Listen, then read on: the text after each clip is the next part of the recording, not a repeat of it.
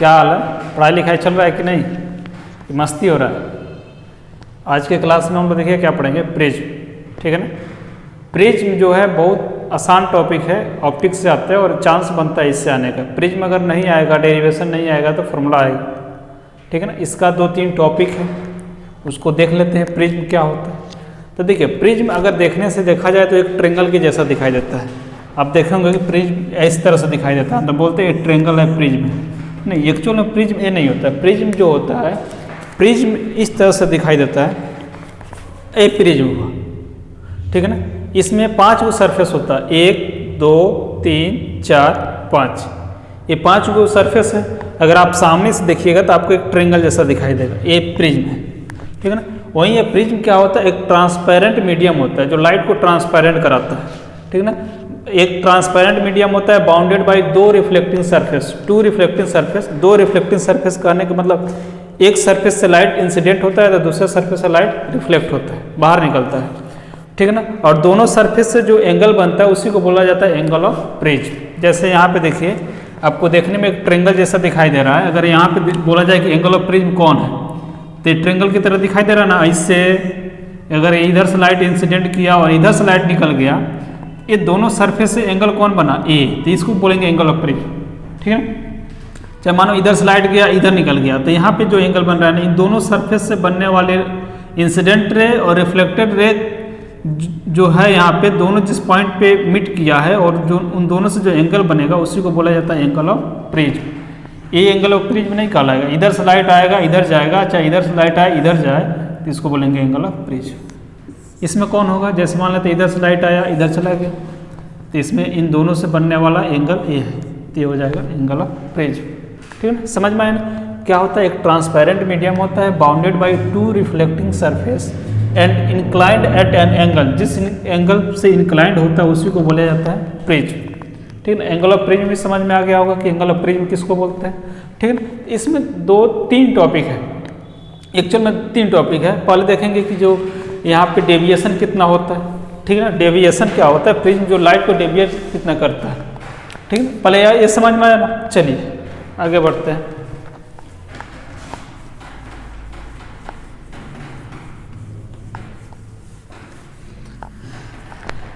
तो देखिए यहाँ पे डेविएशन नहीं, पहले हम लोग देखेंगे प्रिज्म में रिफ्रैक्शन कितना होता है, लाइट को रिफ्लेक्ट कितना करता है। मतलब पहला टॉपिक यही होगा मेरा, रिफ्रैक्शन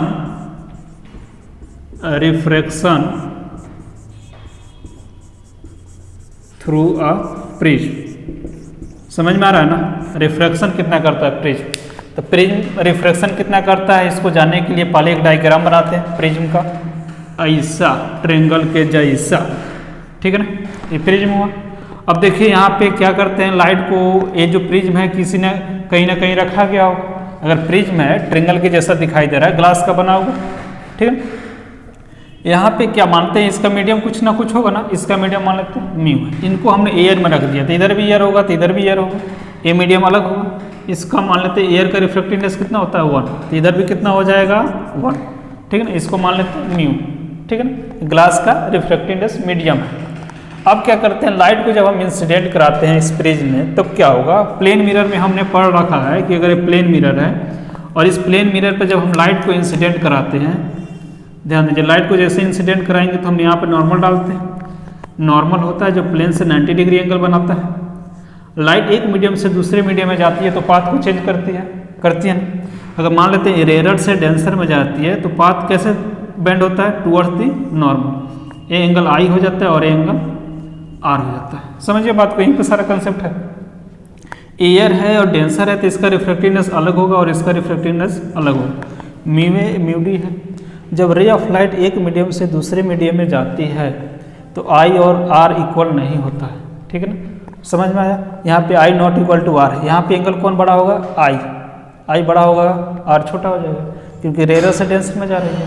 तो यहाँ पे क्या करेंगे, यहाँ पे लगाते हैं एस्नेंस लॉ। एस्नेंस लॉ क्या बोलता है, फॉर्मूला समझ लीजिए कि जिसका रिफ्रैक्टिव इंडेक्स उसी का एंगल, जिसका रिफ्रैक्टिव इंडेक्स उसका एंगल के बराबर होता है। जैसे यहाँ पर अगर लिखा जाए तो हम लिख सकते हैं mu A sine I, mu A इसका रिफ्रैक्टिव इंडेक्स तो इसी का angle, equal to mu D sine R, mu D sine R. इस चीज़ को समझ पाए कि नहीं, mu A sine I equal to mu D sine R, जिसका रिफ्रैक्टिव इंडेक्स उसी का एंगल होता है। क्लियर है? चलिए यहाँ पे भी वही कहानी करेंगे, ठीक है ना। यहाँ पे भी लाइट को इंसिडेंट कराएंगे। जैसे यहाँ समझते हैं कि जब हम लाइट को इंसिडेंट कराएंगे इस सरफेस पे, लाइट तो इंसिडेंट होगा, तो यहाँ भी नॉर्मल डालेंगे। ये जो नॉर्मल है सरफेस से कितना एंगल बनाएगा? 90 डिग्री। ये एंगल आपको कितना दिखाई दे रहा होगा? 90 डिग्री। 90 डिग्री होगा। एक्चुअल में यहाँ पे आपको ऐसे सरफेस है तो ये 90 डिग्री हुआ। समझिए बात को, ये 90 डिग्री है, प्लेन दिखाई दे रहा होगा, ठीक है ना। यहाँ पे ऐसा दिखाई दे रहा है ना हॉरिजॉन्टल, यहाँ पे इस तरह से दिखाई दे रहा है, तो ये 90 डिग्री है, ठीक है। समझ में आ गया। चलिए जब देखिए यहाँ पे रे ऑफ लाइट एक मीडियम से दूसरे मीडियम में जा रही है, पाथ को चेंज करेगी। कहाँ से कहाँ जा रही है? रेयर से डेंसर में। तो किधर मुड़ती है ray of light? Toward the normal. मतलब रे ऑफ लाइट सीधा ना जाकर, इसका नेचर सीधा था जाने का, लेकिन यहाँ पे मीडियम चेंज होने के कारण जो लाइट का जो पाथ है वो भी चेंज हो जाएगा टुवर्ड्स दी नॉर्मल। सीधा ना जाकर यहाँ पे ऐसे मुड़ जाएगी। यहाँ पे आएंगे तो यहाँ पे भी देखिए तो क्या हो रहा है। यहाँ पे वही कहानी, रे ऑफ लाइट एक मीडियम से दूसरे मीडियम में जाना चाह रही है, तो यहाँ भी डालिए नॉर्मल।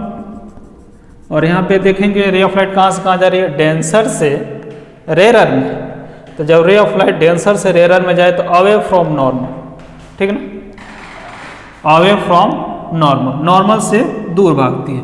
यहाँ पे नॉर्मल की ओर आई, यहाँ पे नॉर्मल से दूर भागेगी, मतलब इस तरह से।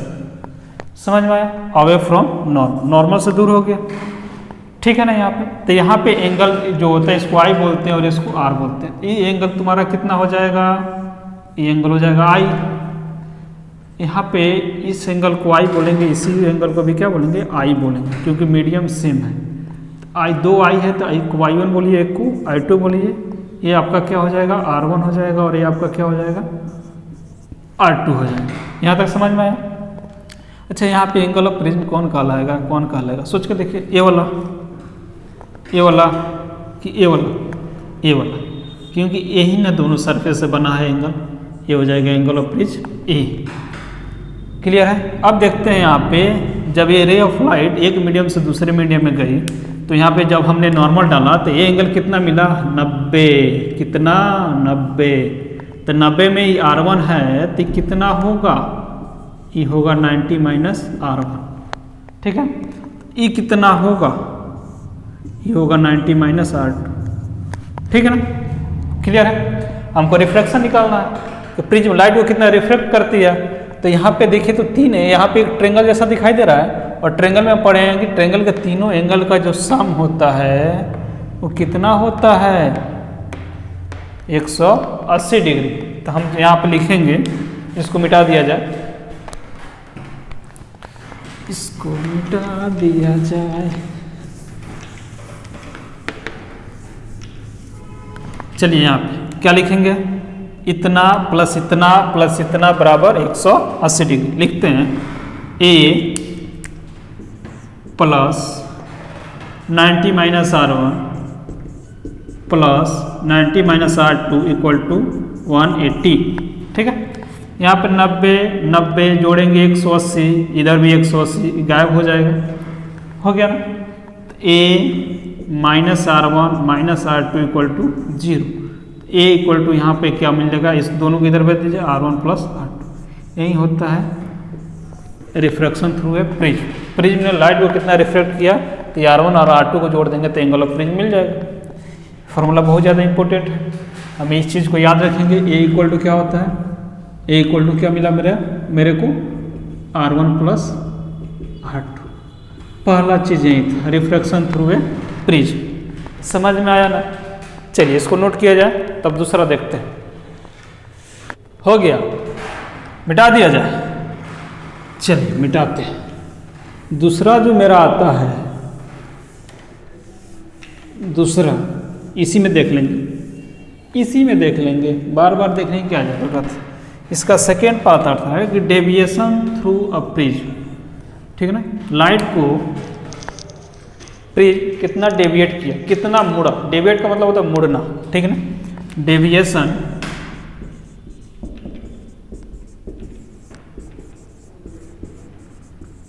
Through a prism. डेविएशन को हम रिप्रेजेंट करते हैं किससे? डेल्टा से। इसको रिप्रेजेंट करते हैं डेल्टा से। सोचिए इसमें, इसको मिटा दे रहा है, इसी में मिटा दे रहे हैं इसको। इसका काम हो चुका है, इसका काम हो चुका है, ठीक है। अब देखिए, डेविएशन का मतलब होता है मुड़ना। रे ऑफ लाइट कितना मुड़ा। जैसे हम ये बोलते हैं ना कि यहाँ पे सरफेस है, प्लेन मिरर है, तो इधर से लाइट इधर से आएगी, टकराएगी, लाइट इधर जाएगी, यहाँ पे नॉर्मल डालते हैं कि नहीं, और यहाँ पे आई और आर दोनों क्या होता है? बराबर, ठीक है। समझ में? रिफ्लेक्शन का कहानी, रिफ्लेक्शन आई और आर बराबर होता है। लेकिन यहाँ पे समझते हैं कंसेप्ट कि लाइट ऐसे आएगी, अगर रेयर है और डेंसर है तो हम यहाँ पे नॉर्मल डालेंगे ना। देखिए, रे ऑफ लाइट एक मीडियम से दूसरे मीडियम में जा रही है तो पाथ को चेंज होता है टूवर्ड्स दी नॉर्मल। तो यहाँ पे ये आई होगा और ये क्या बोलेंगे? आर। यहाँ पे आई नॉट इक्वल टू आर बोलेंगे। बोलते हैं कि नहीं? बोलते हैं कि आई बड़ा है किससे? आर से। मतलब कहने का मतलब कितना बड़ा है? तो अगर सोचिए कि अगर दोनों का मीडियम सेम रहता तो लाइट ऐसे ही ना चले जाती सीधा। मीडियम सेम होता तो बैंड ही नहीं करते। तो ई और ई तो दोनों सेम हो जाता। तो ई आई है तो इसको भी तो आई बोलते हैं हम, सपोर्टेड समझने के लिए। ये आई है मतलब ये जितना एंगल होगा 30, तो ये भी कितना होगा? 30। मान लेते हैं ये 30 है। तो अगर हम इसको निकालना है, इसको, तो कैसे निकालते हैं? इसको अगर हमको निकालना है और इसका वैल्यू अगर मान लेते हैं 10 दिया है तो बोलते हैं 20। मतलब कैसे बोलते हैं? 30 माइनस 10 बराबर आ गया 20। 30 का मतलब हमने क्या बोला? आई, और 10 का मतलब क्या बोला? आर। मतलब आई माइनस आर, यही है डेविएशन, डेल्टा। लाइट ने इतना मुड़ गया, इतना मुड़ गया, डेल्टा। तो डेल्टा बराबर फॉर्मूला क्या मिला यहाँ से? आई माइनस आर। ऐसा ही कुछ होगा। तो यहाँ पे भी कहानी तो वही है कि अगर सोचने के लिए, समझने के लिए कि अगर ये जो रे ऑफ लाइट है प्रिज्म से जा रही है तो डेविएट तो हो गया। कितना डेविएट हुआ? Deviation through a prism. Prism ने लाइट को कितना डेविएट किया। तो सोचने के लिए जिस तरह से हमने इसको आगे की तरफ बढ़ाया, उसी तरह यहाँ भी क्या कीजिए, इस रे ऑफ लाइट को आगे की तरफ बढ़ाइए। अगर प्रिज्म नहीं रहता तो रे ऑफ लाइट तो सीधा निकल जाती ऐसे। लेकिन प्रिज्म ने लाइट को डेविएट कर दिया। कितना? तो इसको भी पीछे की तरफ मिलाकर डॉट डॉट करके मिलाएंगे यहाँ पे, तो ये आपको एक एंगल दिखाई देगा, यही होता है डेविएशन। समझ में आई कि नहीं बात? लाइट जा रही थी ऐसे सीधा, लेकिन प्रिज्म ने मोड़ दिया ऐसे। मतलब जब आप कहीं जा रहे थे ऐसे, अचानक से मुड़ गए ऐसे, मतलब इसका मतलब डेविएट इतना हो गया, इतना मुड़ गए। ये होता है डेविएशन। इसी को हम लोग क्या बोलते हैं? डेविएशन। क्या बोलते हैं? डेविएशन। प्रिज्म ने लाइट को कितना डेविएट किया, हमको निकालना है डेविएशन। ठीक है, आसान है। देखिए तो यहाँ पे बहुत आसान है, बस आप देखते जाइए। अब निकालना है डेविएशन। तो डेविएशन निकालना है तो यहाँ भी एक ट्रायंगल दिखाई दे रहा होगा। तो ये तो पूरा 90 होता है ना, ये तो पूरा 90 होता है। अब तो ये नहीं बोल सकते कि 90 माइनस R1, क्योंकि हमको अगर इतना एंगल चाहिए तो कितना होगा? इतना ही एंगल अगर हमको निकालना है। ये तो पूरा 90 होता है। तो सेम कहानी, इतना में से इतना घटा लीजिए। आई माइनस R1 है ना, I1 मतलब ये भी तो I1 होगा, तो R1 हटा लेंगे। तो इसका अगर हमको निकालना होगा तो क्या करेंगे? I1 माइनस R1 कर दीजिए। समझ में आया? सेम उसी प्रकार अगर हमको इसका निकालना होगा, इसका इधर लिख दिएगा, यहीं पे लिख दें, दिखाई देगा ना। इसका क्या हो जाएगा? तो बोलेंगे I1 माइनस R1। अच्छा, इसका बोलेंगे, इसका ए वाला एंगल का, ए वाले एंगल का, ए वाला इतना, तो ये भी उतना होना चाहिए। I2 में से R2 घटा देंगे तो मतलब I2 माइनस R2 दिखाई दे रहा है ना। I2 माइनस R2 मतलब यही लिखा है I2 माइनस R2। इसको क्या लिखा गया है? I1 minus R1। ठीक है। तो डेल्टा जो है यहाँ पे एक्सटर्नल एंगल है, और हम जानते हैं मैथ में कि अगर एक ट्रायंगल दिया हो इस तरह से, तो ये जो एंगल अगर हमको निकालना है तो दो इंटरनल एंगल का सम एक एक्सटर्नल के बराबर होता है। तो डेल्टा बराबर हम बोल सकते हैं इतना प्लस इतना। ठीक है ना। तो प्रिज्म जो डेविएट कर रहा है लाइट को, मिटा दिया जाए इसको। रटना नहीं है, रटने का नहीं। तो यहाँ पे लिखेंगे डेविएशन जो होगा, deviation produced by a prism, delta बराबर क्या मिला मेरे को, बोलिए। डेल्टा बराबर इन दोनों को जोड़ेंगे ना, इन दोनों को जोड़ेंगे तो इसके बराबर होगा। तो यहाँ पे क्या है, बोलिए, I1 minus R1 plus I2 minus R2, I2 minus R2, यही डेल्टा निकल गया।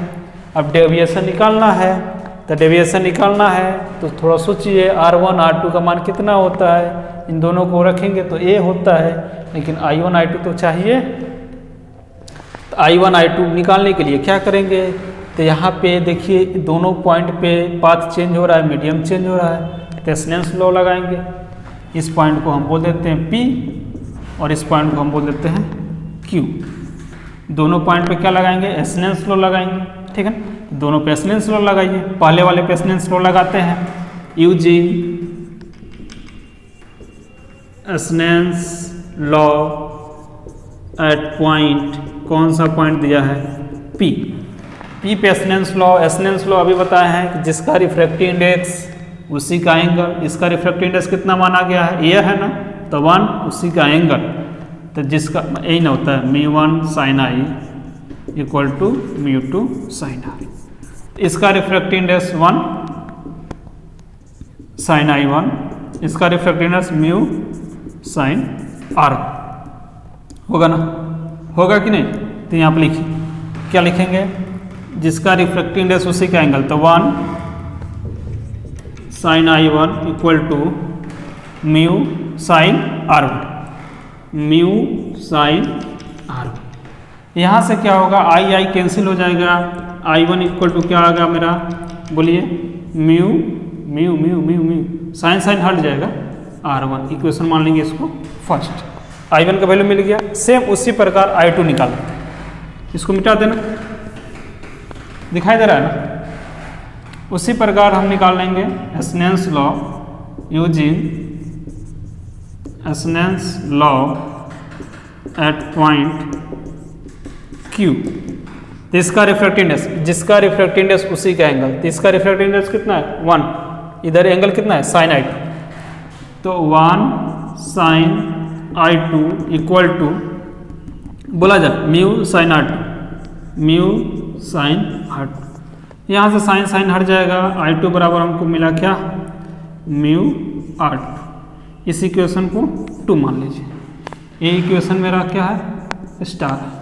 इन दोनों इक्वेशन को पुट कर दीजिए, यहाँ पे I1 I2 का वैल्यू पुट कर दीजिए, डेल्टा मिल जाएगा, ठीक है ना। इसको मिटा दिया जाए, आप इसको नोट कर लीजिएगा, पहले इसको नोट करेंगे, तब इसको नोट करेंगे, तब इसको नोट करेंगे, मिटा दिया जाए। चलिए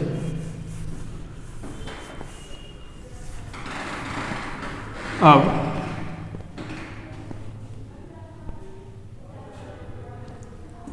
फ्रॉम इक्वेशन 1 एंड 2, दोनों इक्वेशन से देखिए, दोनों इक्वेशन से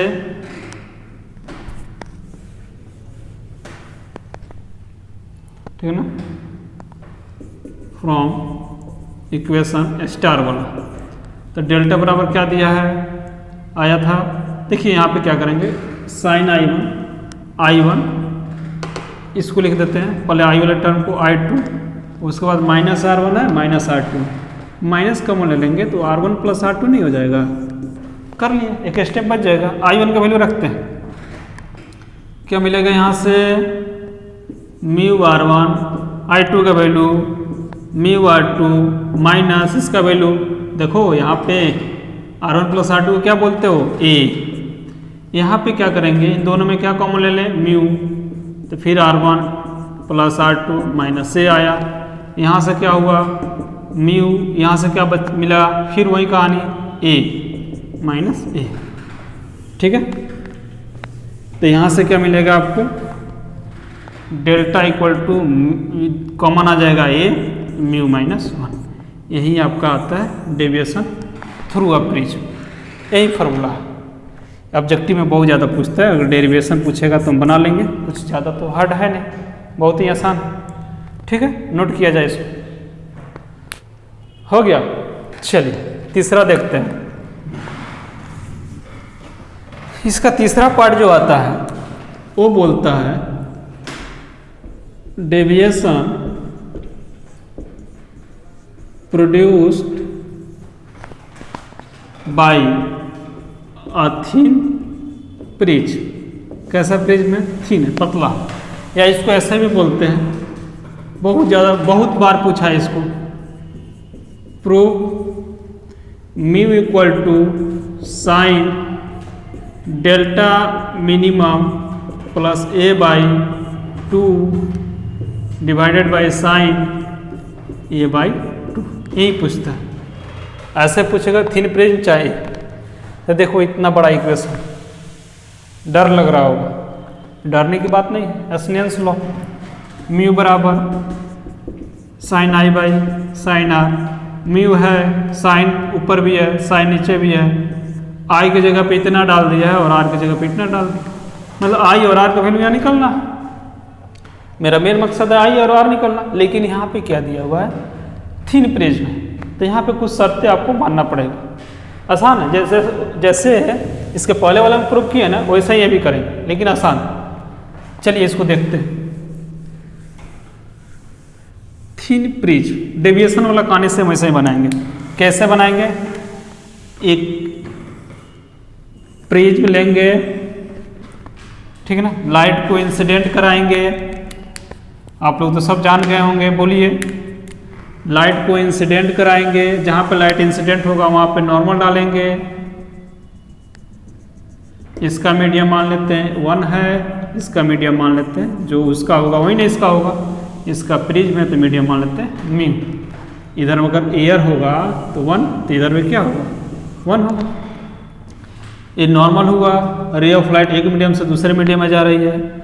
देखिए रेयर से डेंसर में जा रही है, टूवर्ड्स दी नॉर्मल आएगी। यहाँ पे इधर ना जाकर ऐसे मुड़ जाएगी, रे ऑफ लाइट मुड़ गई नॉर्मल की तरफ। यहाँ भी वही कहानी, नॉर्मल डालिए, पाथ चेंज हो रहा है लाइट का। डेंसर से रेयर में जा रही है, अवे फ्रॉम नॉर्मल, नॉर्मल से दूर भाग जाएगी। इसी यहाँ पे क्या बोलते हैं एंगल को? बोला जाए, बोलो बोलो बोलो। इसको क्या बोलते हैं? I1। इसको क्या बोलते हो? I2। इसको क्या बोलते हो? R1। इसको क्या बोलते हो? R2। ठीक है, डेविएशन बताए थे ना, इसको आगे की तरफ बढ़ाएंगे और इसको आगे की तरफ बढ़ाएंगे तो यही डेल्टा मिलेगा आपको। डेविएशन डेल्टा का है डेविएशन। यहाँ पे निकाला गया था I1 minus R1, I2 minus R2 निकाला थे कि ना। तो वहाँ पे डेल्टा जो आया था मेरा, यही ना आएगा, क्या आया था बोलिए तो? लिखिए देते हैं I1 माइनस R1, और यहाँ पे क्या आया था? I2 minus R2, I2 minus R2, I2 minus R2। ठीक है, अब यहाँ पे क्या निकाले थे? लिख दें, लिख दिया जाए ना, वही लिखूला। डेविएशन जो आया था डेल्टा बराबर, बोला जाए, बोलो तो क्या आया था? क्या आया था? I1 minus R1 plus I2 minus R2। अब देखिए इसको कैसे प्रूव करेंगे। देखिए यहाँ पे ए मीडियम और ए मीडियम क्या है? सेम है। तो मीडियम सेम है तो क्या होता है, जब लाइट को एक मीडियम से दूसरे मीडियम में भेजते हैं तो पाथ चेंज होता है। मतलब जितना एंगल से लाइट इंसिडेंट होगा इस प्रिज्म में, उतना ही एंगल से लाइट रिफ्लेक्ट होगा। मतलब ये दोनों क्या हो जाएगा? सेम। ठीक है, मीडियम सेम है तो एंगल भी तो सेम होगा, ऐसा मान के चलना पड़ेगा। मतलब हम यहाँ मान लेंगे क्या कि लेट I1 इक्वल टू क्या है? I2, दोनों बराबर है। तो यहाँ से I1 I2 बराबर है तो इसको I मान लेते हैं, I0 मान लो चाहे I मान लो, कोई दिक्कत नहीं। हमने क्या मान लिया? I। जैसे ही I मान लिया गया तो यहाँ से जो डेविएशन कहलाएगा मिनिमम डेविएशन हो जाता है। छोटा सा डेविएशन होगा तो एंगल भी तो छोटा होगा, दोनों को लगभग हम सेम मान लेते हैं। तो यहाँ से हम लिखेंगे कि डेल्टा की जगह पे क्या लिख देंगे? Delta minimum. यहीं से कहानी शुरुआत हो रहा है, मिनिमम डेविएशन। और यहाँ से क्या लिखा गया? I1 की जगह पे क्या लिखेगा? I वाले टर्म को एक तरफ कर देगा, आपको ही फायदा होगा, 1-2 स्टेप बच जाएगा। प्लस I हो गया, -R1 -R2 माइनस कॉमन ले लेंगे तो R1 + R2, ठीक है ना। तो यहाँ से delta minimum equal to 2y, इसको बोलते हैं, अभी तो बताए थे a बराबर क्या था R1 + R2।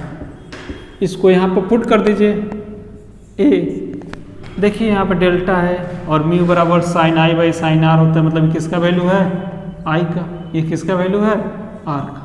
तो यहाँ से i निकल जाएगा, निकालो i यहाँ से। तो यहाँ से क्या i निकालने के लिए तो delta minimum plus a equal to कितना हो जाएगा 2i, i निकलेगा ना, मल्टीप्लाई में इधर आएगा तो डिवाइड में, तो सीधा करके लिख दें i equal to delta minimum plus मारेंगे ना डेल्टा मिनिमम प्लस a/2। ये आपका i मिल गया, देखो तो यहाँ वही है कि नहीं, i मिल गया, आसान है कि नहीं। बस यहाँ पे हमने क्या मान लिया I1 I2 को i मान लिया गया, क्योंकि थिन प्रिज्म है तो डेविएशन पतला प्रिज्म है, और यहाँ पे मीडियम सेम होने के कारण I1 I2 क्या हो जाता है सेम हो जाता है। I1 मिल गया, अब इसी प्रकार हम क्या निकाल लेंगे, मतलब i मिल गया, अब इस प्रकार क्या निकालेंगे r निकाल लेंगे। r निकालना होगा तो एसनेंस लॉ दोनों जगह लगाएंगे, सेम वैसा ही जैसे हमने बनाया था। p और q को हम लोग क्या मान लेंगे, जो p और q जो है दोनों पे क्या लगाइए एसनेंस लॉ। एसनेंस लॉ तो पढ़े हैं कि जिसका रिफ्रैक्टिव इंडेक्स उसी का एंगल, जिसका रिफ्रैक्टिव इंडेक्स उसी का एंगल, ठीक है ना। इसको यहाँ तक नोट किया जाए, मिटा दिया जाए ना। चलो याद रखना इसको याद रखना, भूल नहीं ना जाएगा, क्योंकि वहाँ पुट करना पड़ेगा, भूल जाएगा, भूल तो जाएगा ही। Delta minimum plus a/2 i का वैल्यू है वहाँ पर रखेंगे। चलिए सेम उसी प्रकार हम क्या लगाएंगे, एसनेंस लॉ के सहारे r निकाल लेंगे। एसनेंस लॉ के सहारे किसका वैल्यू निकाल लेंगे r का, ठीक है ना। तो यहाँ पे एसनेंस लॉ के सहारे r का वैल्यू निकालिए, दोनों जगह एसनेंस लॉ लगाइए। Using Snell's law at point कौन सा P वाला, तो एसनेंस लॉ एट पॉइंट P तो लगाइए।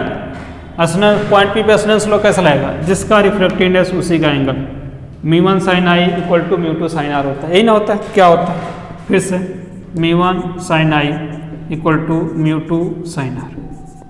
ये एसनेंस लॉ, एसनेंस लॉ कब लगता है, जब रे ऑफ लाइट एक मीडियम से दूसरे मीडियम में जाती है, वहीं पे एसनेंस लॉ लगा देते हैं, जिसका रिफ्रैक्टिव इंडेक्स उसी का एंगल। तो μ1 कितना है 1 है ना, 1 sin i, तो यहाँ लिखेंगे 1 sin i1, i की जगह पे क्या i1 μ sin r, μ sin r, sign से साइन गायब, i1 बराबर क्या आ जाएगा μ r1। क्वेश्चन को फर्स्ट सेम q पर निकाल लेंगे। Using Snell's law at point q, निकालिए, लिखिए, जिसका रिफ्रैक्टिव इंडेक्स उसी का एंगल।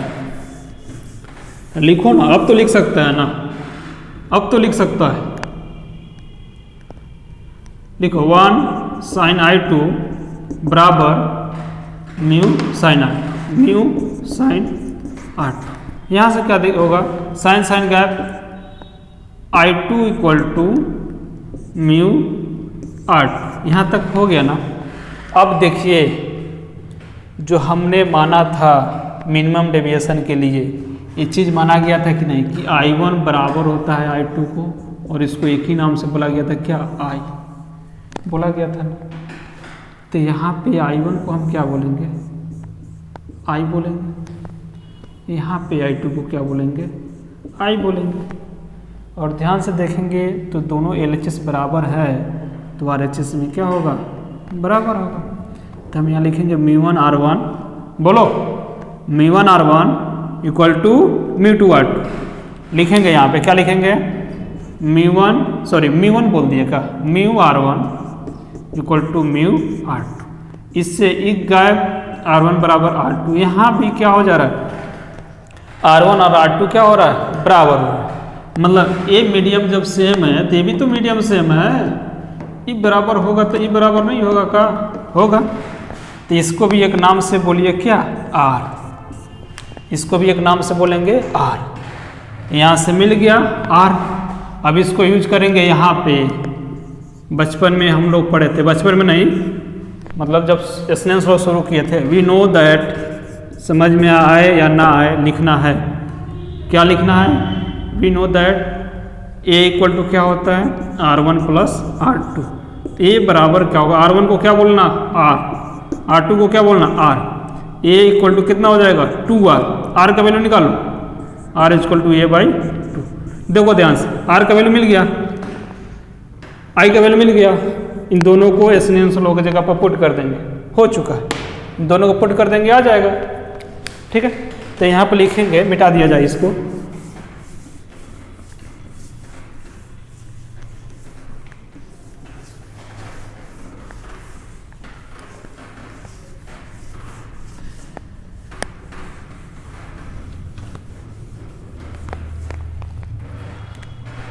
तो यहाँ एसनेंस लॉ से क्या जानते हैं, एसनेंस लॉ जो होता है म्यू बराबर क्या होता है, sine I by sine R होता है। तो म्यू इक्वल टू क्या हो जाएगा, साइन आई के वैल्यू रख दीजिए, क्या है यहाँ से delta minimum plus A by 2 है आई के जगह पे, और आर के जगह पे क्या होगा, गलती का है यहाँ पे ना, और यहाँ पे क्या हो जाएगा साइन आर, आर की जगह पे क्या हो जाएगा ये बाई प्रूफ। बिल्कुल हल हुआ था, ठीक है ना। इसको करके जाइएगा, फॉर्मूला भी पूछ सकता है, प्रिज्म से हो सकता है पूछ दे।